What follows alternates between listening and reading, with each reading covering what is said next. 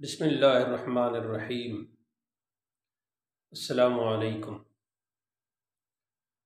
سامعین گرامی، ابوالحسن واحد رضوی آپ کی خدمت میں عرض گزار ہے۔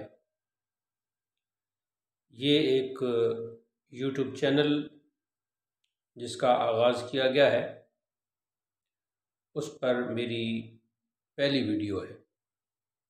اگرچہ یوٹیوب کے مختلف چینلز پر میری بہت سی ویڈیوز ہیں، لیکن یہ میرے نام سے چینل بنایا گیا ہے اور اس پر یہ میری پہلی ویڈیو ہے۔ انشاءاللہ مختلف موضوعات پر ویڈیوز کا سلسلہ جاری رہے گا۔ آپ اس ویڈیو کو لائک کریں، چینل کو سبسکرائب کریں اور ہمارے ساتھ جڑ جائیں۔ آج کی یہ جو پہلی ویڈیو ہے، اس کا موضوع ہے سوشل میڈیا اور جہالت۔ سوشل میڈیا، چاہے وہ فیس بک ہو، یوٹیوب ہو، ٹک ٹاک ہو، انسٹاگرام ہو، واٹس ایپ ہو، باقی جتنی بھی اپلیکیشنز ہیں، جو بھی سوشل میڈیا میں یہ اپلیکیشنز آتے ہیں، ان سب پر ایک تو ان کا فائدہ اور خوبصورتی یہ ہے کہ ان میں بہت سی معلومات فراہم کی جاتی ہیں اور معلومات کا دائرہ بھی بہت وسیع ہے۔ یعنی جس شخص کو جس قسم کی معلومات ہیں وہ فراہم کرتا ہے۔ مثلا جس کو کوکنگ، کھانا پکانا، اس طرح کی جو معلومات رکھتے ہیں، اس میں عورتیں بھی شامل ہیں، مرد بھی شامل ہیں، وہ کھانے کے حوالے سے، ایسے ہی مختلف مشروبات، پھر اگر کوئی طبیب ہے تو وہ مختلف نسخے، روحانی معالج ہے تو وہ مختلف وظیفے، تعویذات وغیرہ اور روحانی علوم کے حوالے سے معلومات فراہم کرتا ہے۔ پھر ایک ویلاگز کا تصور بھی آیا پچھلے 2-3 سالوں میں کہ آپ اپنی جو ایکٹیویٹیز ہیں، جو آپ کی مشغولیات، مصروفیات ہیں، ان کو آپ ایز اٹ از پیش کریں۔ جیسے کوئی سفر کرتا ہے تو وہ ساتھ ساتھ اس کی ویڈیو بناتا ہے، اس میں پھر وہ اپنے سفر کے احوال بھی بتاتا ہے، ساتھ ساتھ مختلف عمارات، بلڈنگز، باغات یا پہاڑی سلسلہ ہے، یا مثلا اب سردیاں شروع ہو رہی ہیں تو برف باری کا دکھاتا ہے۔ ایسی اگر کوئی گاؤں میں رہتا ہے تو وہ اپنے جانور، اپنے کھیت، اپنی فصلیں اور جس طرح کے وہاں کام ہیں وہ دکھاتا ہے۔ اگر کوئی عالم دین ہے تو وہ فیس بک پر اپنی مختلف تحریریں مختلف موضوعات پر لکھ کے پیش کرتا ہے، وہ معلومات سے بھری ہوتی ہیں۔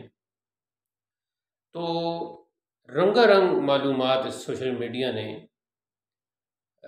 انسان کو فراہم کی ہیں، اور پھر چونکہ بہت سے دنیا میں مسلمان بھی رہتے ہیں تو اسلامی معلومات، دینی معلومات، اخلاقی معلومات کا بھی ایک بھرپور ذخیرہ ہے سوشل میڈیا میں، خاص کر یوٹیوب اور فیس بک پر۔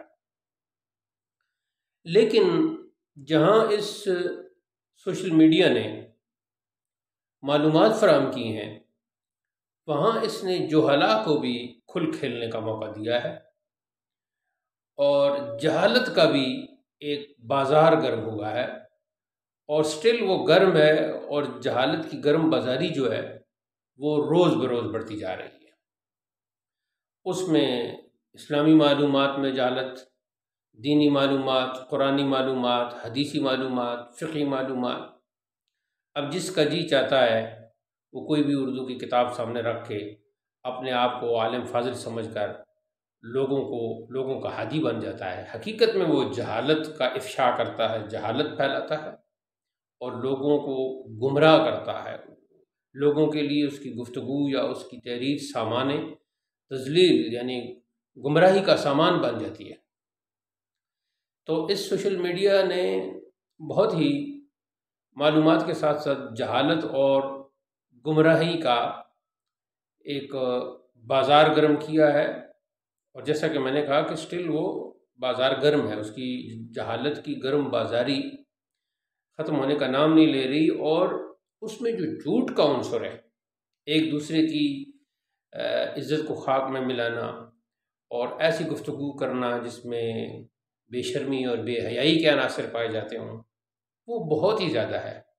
لیکن جہالت سے میری مراد یہ ہے کہ بظاہر وہ ویڈیو بنانے والا، گفتگو کرنے والا اپنی طرف سے ایک کنٹریبیوٹ کر رہا ہوتا ہے، وہ کہتا ہے کہ میں اپنی طرف سے معلومات فراہم کر رہا ہوں، لیکن فی الواقع در حقیقت ان فیکٹ وہ جو معلومات ہوتی ہیں وہ معلومات نہیں ہوتی، وہ جہالت کا ایک سامان ہوتا ہے، جہالت کا ایک پنڈورا باکس ہوتا ہے جو وہ کھول دیتا ہے، اور پھر تک اس قصے پھر پنڈورا باکس میں نے اس لیے کہا کہ پھر وہ جہالت، ایک جہالت سے پھر دوسری جہالت، پھر تیسری جہالت، پھر چوتھی جہالت، اور یہ سلسلہ بہت ہی پھیلتا جا رہا ہے۔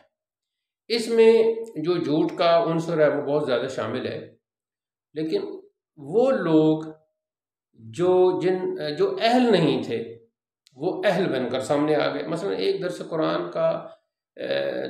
دینے کا اہل نہیں ہے، وہ مدرس قرآن بن کے آ جاتا ہے، شیخ القرآن بننے کی کوشش کرتا ہے۔ ایسی جسے خود حدیث کا فہم اور سمجھ حاصل نہیں ہے، وہ حدیث کی تشریح کرتا پھرتا ہے۔ کوئی حدیث کی چونکہ اردو ترجمے تو بہت ہیں، اور اردو ترجمے کرنے والے بھی لوگوں کو گمراہ کرتے ہیں اپنی طرف سے، تو وہ حدیث کا ترجمہ کرتے ہیں، لیکن صرف حدیث کا ترجمہ ہی کافی نہیں ہوتا، اس کی تشریح، مناسب حاشیہ، مناسب اس کی توضیح وہ بھی ضروری ہوتی ہے، لیکن وہ کر نہیں پاتے۔